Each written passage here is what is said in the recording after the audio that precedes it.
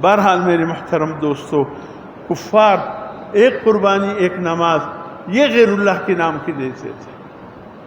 اللہ پاک نے دونوں کے حوالے سے ان صلاتی و نسکی، بے شک میری نماز، میری قربانی، و محیای و مماتی، بے شک میری زندگی اور میری موت، للہ رب العالمین، ایک اللہ کے لیے ہے جو رب ہے عالمین کا، لا شریک لہ، میں مشرک نہیں بنتا۔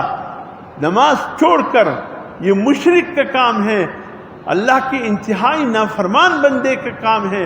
لا شریک لہ، میں اللہ کے ساتھ کسی کو شریک نہیں ٹھہراتا کہ نماز کو چھوڑ دوں، اور میں قربانی کو چھوڑ کر اللہ کے ساتھ کسی کو شریک نہیں ٹھہراتا۔ یہ قربانی عظیم یادگار ہے، یہ امت مسلمہ کی شعار ہے، یہ ملت ابراہیمی کی ایک خوبصورت نشانی ہے، یہ امت محمدیہ کے لیے ایک حضور صلی اللہ علیہ وسلم کی امتی ہونے کا ثبوت ہے۔ اس لیے قرآن حکیم ان صلاتی و نسکی، میری قربانی میری نماز دونوں اللہ کے لیے۔ کفار غیر اللہ کے نام کی دیتے تھے، مسلمانوں کو حکم ہے کہ اللہ کا نام کرو۔ اور میرے محترم دوستو، احادیث مبارکہ، تفصیل میں نہیں جاتا ہوں، مجھے وقت کا احساس ہے، احادیث مبارکہ، صرف ان چند حدیثوں میں غور کرو حضور صلی اللہ علیہ وسلم کیا فرماتے ہیں، توجہ چاہوں گا۔ ایک حدیث میں آتا ہے حضور صلی اللہ علیہ وسلم نے فرمایا، جو شخص قربانی کا جانور لے لے، اس کے بدن پر جتنے بال ہیں ہر بال کے بدلے میں اللہ نے کی عطا فرماتا۔ آپ پورے ہفتہ پورے گھر والوں کو بٹھائے کہ وہ آپ کی بکری یا آپ کی بھیڑ کے وہ اون جو ہے یعنی دمبے کی وہ ذرا شمار کرنے لگ جائے، میں کہ تو 10 دن کیا 1 مہینہ دیتا ہوں، گھر کے 50 افراد لگ جائے انشاءاللہ شمار نہیں کر سکے۔ ہے کوئی نیکیوں کی کمی؟ ایک قربانی ہے پورے سال میں ایک دفعہ ہے، اللہ کے لیے اس کو نامزد کر کے دے دو۔ یہ مت دیکھو گھر میں گوشت آئے گا کیا، یہ دیکھو میری رب کی رضا، اس میں میری رب کی رضا ہے۔ اور حج اور قربانی میں جتنا پیسہ لگتا ہے، زکوٰۃ میں جو پیسے چلے جاتے ہیں، خدا کی قسم اللہ کا وعدہ ہے آئندہ سال آنے سے پہلے اللہ یہی پیسے تمہیں واپس بما فائدے کے لوٹا دے گا۔ انشاءاللہ جس نے قربانی کیا ہے آئندہ سال وہ غریب نہیں ہوا ہے۔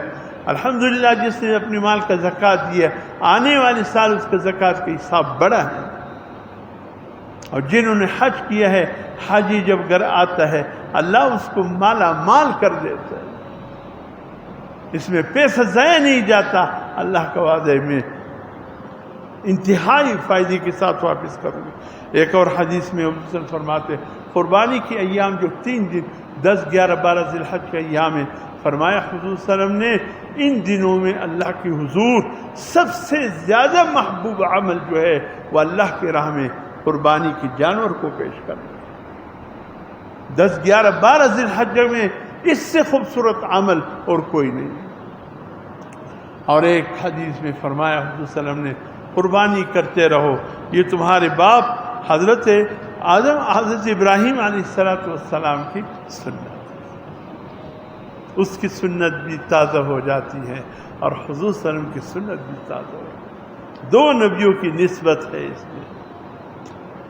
اور حضور صلی اللہ علیہ وسلم فرماتے ہیں قربانی کا جانور جب ذبح کرنے لگو نماز عید کے بعد، ذبح کرتے وقت اس کے قریب رہو کہ تمہاری جانور قربانی کی خون زمین پر گرنے سے پہلے اللہ کے حضور پہنچ جاتا ہے۔ یہی وقت اللہ کی رحمت کی انتہا ہوتی ہے، اللہ کی رحمت عروج پہ ہوتا ہے، مغفرت کی انتہا ہوتی ہے۔ اور ایک حدیث میں حضور صلی اللہ علیہ وسلم نے فرمایا کہ جس شخص کی استطاعت ہو قربانی کرنے کی اور وہ قربانی نہ کرے ہماری عیدگاہوں میں نہ آئے، اس لیے کہ وہ امت مسلمہ سے کٹ چکا ہے۔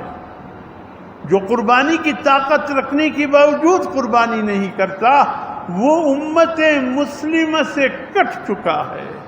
اس لیے جب امت مسلمہ سے کٹ گیا قربانی کی بھی اس کی پھر نماز کی کیا ضرورت ہے کہ نماز پڑھنے کے لیے عیدگاہ کی طرف آ رہا ہے۔ جس کی طاقت ہو، جو غریب ہے، مسکین ہے، محتاج ہے، قرض دار ہے، وہ اس سے نکل گئے.